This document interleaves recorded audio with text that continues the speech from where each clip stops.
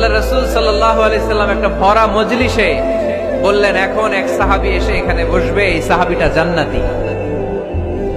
সব সাহাবারা অবাক, না জানি তিনি কার কথা বললেন। সবাই দেখতে পেলেন ইন দ্য মিন টাইম এক আনসারী সাহাবী এসে এই জায়গাটাতে বসল। তার কয়েকদিন পরে আরেকটা ভরা মজলিসে আল্লাহ রাসূল বললেন, এখন এই মাত্র এক সাহাবী এসে এখানে বসবে, এই সাহাবীটা জান্নাতি। ঠিক ওই দিনও ওই আনসারী সাহাবীটা এসে ওইখানে বসেছে। আবার কয়েকদিন পরে আল্লাহ রাসূল সাল্লাল্লাহু আলাইহি ওয়াসাল্লাম বললেন, এই মুহূর্তে এই মজলিসে এমন এক সাহাবী ঢুকবে, এই সাহাবীটা জান্নাতি। সবাই খেয়াল করে দেখলো, ওই যে আনসারী সাহাবীর কথা রাসূল সাল্লাল্লাহু আলাইহি ওয়াসাল্লাম আগে বলেছিলেন, ওই সাহাবী এসে ইন দ্য মিন টাইম ওই জায়গায় বসেছে। চিল্লায় পড়েন সুবহানাল্লাহ। সব সাহাবীরা অবাক হয়ে গেলেন। ঘটনা কি? কি এমন গোপন আমল করে এই সাহাবী, যে গোপন আমলের কারণে তিনটা ভরা মজলিসে বিশ্বনবী এই সাহাবীকে বললেন জান্নাতি। সাইয়েদনা আব্দুল্লাহ ইবনে আমর ইবনুল আস গোপন তথ্য বের করার জন্য এই সাহাবীর বাড়িতে চলে যেয়ে সাহাবীকে সালাম দিয়ে বললেন, ও আনসারী সাহাবী, আমার বাবার সাথে আমার ঝগড়া হয়েছে, আমি 3 দিনের জন্য তোমার বাড়িতে মেহমান হতে চাই। কয়দিনের জন্য?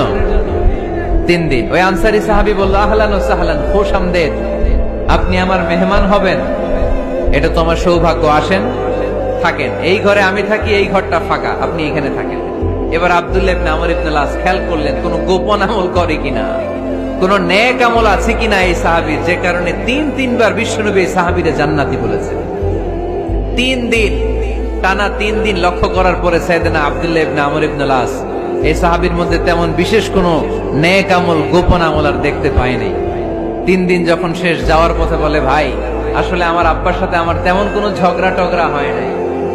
ঝগড়া টগড়া কিছু না, আমি বিশেষ একটা কারণে এসেছি। 3বার বিশ্বনবী তোমাকে জান্নাতি বলে ঘোষণা করেছে, আমি দেখার জন্য এসেছি যে তুমি কি আমল করো।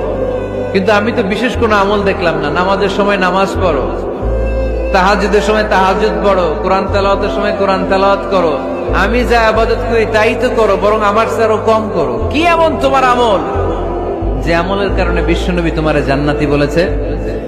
সাহাবীটাকে বলে, আব্দুল্লাহ, আমার জীবনে বিশেষ কোনো আমল নাই, এমন কোন আমল আমি আমার জীবনে করি নাই যে আমলের কারণে বিশ্বনবী আমারে জান্নাতি বলে ঘোষণা দিতে পারে। তবে হ্যাঁ, এমন একটি আমল আছে, প্রতি রাতে ওই আমলটা করে আমি বিছানায় ঘুমাতে যাই। প্রতি রাতে এশার নামাজের পরে আমি যখন আমার বিছানায় ঘুমাতে যাই, আমি আমার অন্তরে কারো ব্যাপারে কোনো ঘৃণা, কোনো ক্ষোভ আমার অন্তরে পুষে রাখি না। সুবহানাল্লাহ পড়েন। কোনো ক্ষোভ, কোনো ঘৃণা, কোনো হিংসা, কারো ব্যাপারে অহংকার, জেলাসি, এগুলো অন্তরে নিয়ে আমি ঘুমাই না। আমি যখন ঘুমাতে যাই, আমি সবাইরে ক্ষমা করে দিয়ে, মাফ করে দিয়ে ঘুমাতে চলে যাই। হয়তো এই আমলটা আল্লাহ তাআলার কাছে অত্যন্ত প্রিয় হতে পারে, এই কারণেই হয়তো বিশ্বনবী আমাকে জান্নাতি বলে ঘোষণা করেছে। চিল্লায় পড়তে হবে আল্লাহু আকবার।